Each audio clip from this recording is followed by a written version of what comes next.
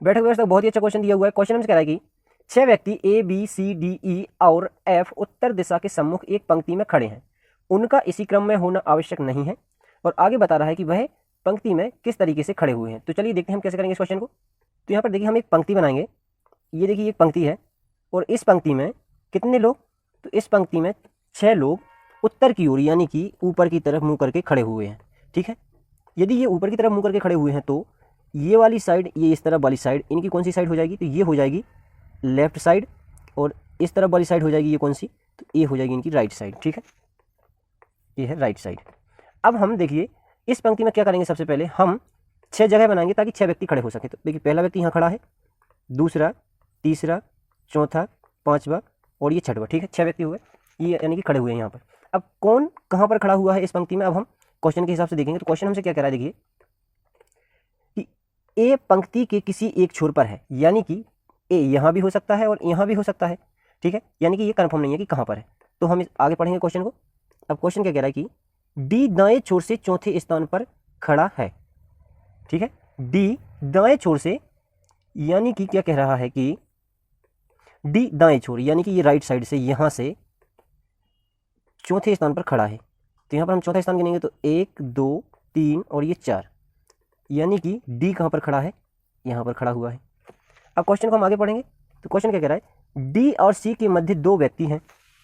अब देखिए डी और सी के मध्य 2 व्यक्ति हैं, यानी कि देखिए यदि ये तो हमारा डी है, यदि हम सी को यहाँ बिठाएंगे तो डी और सी के मध्य में 2 व्यक्ति नहीं आ पा रहे हैं, क्योंकि यहाँ पर एक ही सीट खाली है। यानी कि डी यहाँ पर है तो सी को हम किस तरह बिठाएंगे, इस तरह बिठाएंगे। कहाँ पर, यानी कि इनके मध्य में 2 व्यक्ति बैठना है यहाँ पर, तो सी कहाँ पर बैठ जाएगा, सी आ जाएगा यहाँ पर। अब यहाँ पर देखिए 2 व्यक्ति बैठ जाएंगे। ठीक है, अब क्वेश्चन को हम आगे पढ़ेंगे। क्या कह रहा है, बी बाएं छोर से दूसरे स्थान पर है, यानी कि ये भी निश्चित जानकारी दे रहा है कि बी बाएं छोर से यानी कि लेफ्ट साइड इस तरफ से दूसरे स्थान पर, इस तरफ दूसरा स्थान क्या हो जाएगा बाएं छोर से, ये पहला स्थान है और ये दूसरा स्थान है। तो बी कहाँ पर बैठा हुआ है, तो बी यहाँ पर बैठा हुआ है। क्वेश्चन को और आगे पढ़ेंगे हम। तो क्वेश्चन आगे क्या कह रहा है, ई एफ के निकटतम बाएं स्थान पर खड़ा है। तो क्वेश्चन कह रहा है कि ई एफ के निकटतम बाएं स्थान पर खड़ा है, यानी कि जो ई है यह एफ के निकटतम बाएं, यानी कि यदि एफ ये खड़ा हुआ है तो ई इस तरफ खड़ा हुआ है ऐसा। ठीक है, तो अब हमारे पास में जगह कौन सी बची हुई है, अब हमारे पास में सिर्फ 2 जगह बची हुई हैं, ये दोनों। ठीक है, तो हम एफ को कहाँ खड़ा करेंगे, एफ को हम इधर खड़ा कर देंगे और हमारा ई किस तरफ आ जाएगा, एफ के एकदम बाएं। ठीक है, यानी कि यहाँ पर, तो ये आ गया है ई।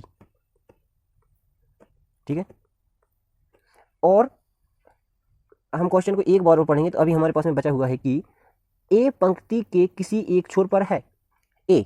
तो अब देखिए हमारे पास में पंक्ति का एक छोर तो भर गया है, यानी कि एक छोर पर सी बैठा हुआ है। तो अब ए के लिए कौन सी जगह खाली है, तो ए के लिए ए वाली जगह खाली है। तो पंक्ति ए के लेफ्ट कोने पर यानी कि बाएं छोर पर बैठा हुआ है। तो क्वेश्चन अब हमसे पूछ रहा था कि एफ के बाईं ओर कितने व्यक्ति खड़े हैं, यानी कि एफ ये खड़ा हुआ है और हमें बताना था कि एफ के बाईं ओर यानी कि इस तरफ कुल कितने व्यक्ति खड़े हुए हैं। तो देखिए हम गिन लेंगे 1 2 3 और ये 4, यानी कि एफ के बाईं ओर कुल 4 व्यक्ति खड़े हुए हैं, यानी कि हमारा ऑप्शन सी सही हो जाएगा, 4 व्यक्ति। यही हमारा आंसर है। वीडियो अच्छा लगा हो दोस्तों के साथ शेयर करें और चैनल को सब्सक्राइब करें। धन्यवाद।